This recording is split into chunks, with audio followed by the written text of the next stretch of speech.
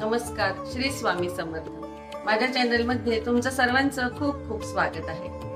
कापूर आणि लवंग यांचा एकत्रित वापर केल्यास नशीब उघडतं असं म्हटलं जातं। जीवनात प्रगतीचा मार्ग सापडतो, सोबतच कुटुंबियांमध्ये होत असलेली भांडणी थांबू शकतात। त्यासाठी लवंग आणि कापुराचा उपयोग आपल्याला नेमका कसा करायचा याबद्दल माहिती जाणून घेऊया। त्याआधी माझ्या चॅनलला सबस्क्राइब करा आणि व्हिडिओ शेवटपर्यंत नक्की बघा। चला माहिती जाणून घेऊया। घरात वापरल्या जाणाऱ्या मसाल्यांच्या डब्यामध्ये लवंग हा एक खास मसाल्याचा पदार्थ आहे। त्याचा उपयोग केवळ भोजनाचा स्वाद वाढवण्यासाठी नव्हे तर काही उपायांमध्येही वापरला जातो। वास्तुशास्त्रानुसार लवंग वापरल्यानंतर जीवनातल्या अनेक समस्यांपासून आपली सुटका होऊ शकते। कापूर हा असाच एक घटक आहे ज्याचा ज्योतिषशास्त्रानुसारही उपयोग करता येतो। कापूर आणि लवंग यांचा एकत्रित वापर केल्यास नशीब उघडतं असं म्हटलं जातं। जीवनात प्रगतीचा मार्ग सापडतो, सोबतच कुटुंबियांमध्येही होत असलेली भांडणेही थांबू शकतात। त्यासाठी लवंग आणि कापुराचा उपयोग नेमका कसा करायचा त्याबद्दल माहिती जाणून घेऊया। तसंच त्याचे नेमकं फायदे काय होतात हेही आपण समजून घेऊया। घरात सुख समृद्धीसाठी घरामध्ये सुख समृद्धी येण्यासाठी शनिवारी किंवा रविवारी संध्याकाळी 5 लवंगा घ्यायच्या, 3 कापुराच्या वड्या घ्यायच्या आणि 3 मोठी वेलची घ्यायची। हे घटक सगळे एकत्र करून आपल्याला जाळायचे आहे।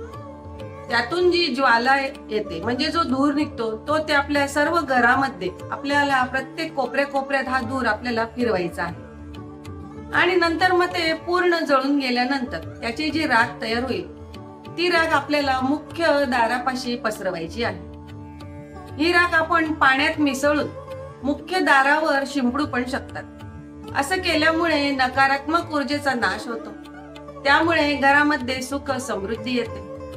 आता शत्रूचा नायनाट करण्यासाठी लवंग आणि कापराचा उपयोग केल्यास शत्रू आपल्याला त्रास देऊ शकत नाही।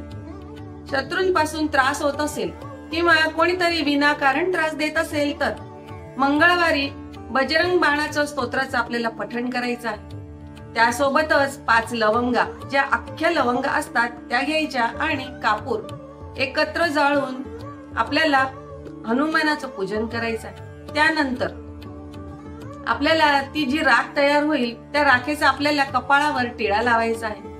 असं केल्यास शत्रूपासून आपली लवकर सुटका होते आणि शत्रू पण आपल्याला त्रास देणार नाही।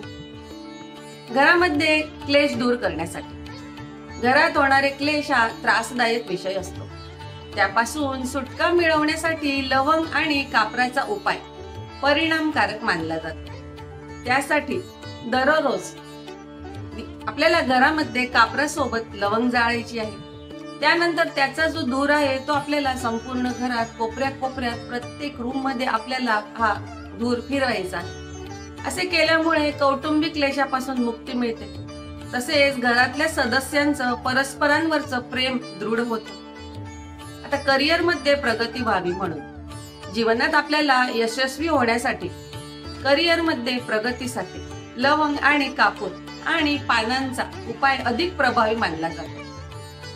काही वेळा प्रयत्न करून पण आपल्याला करिअर मध्ये आपली प्रगती होत नाही, तर हा उपाय अगदी नक्की करण्यासारखा आहे। एका पूजेचं पान म्हणजे जे नागिनचं पान असतं ते पान घ्यायचं, त्याच्यामध्ये लवंग, सुपारी आणि वेलची ठेवायची, एक ठेवायची, 1 लवंग, 1 सुपारी आणि वेलची, आणि ते श्री गणेशाला अर्पण करावं आणि आपण श्री गणपती बाप्पाला प्रार्थना करावी।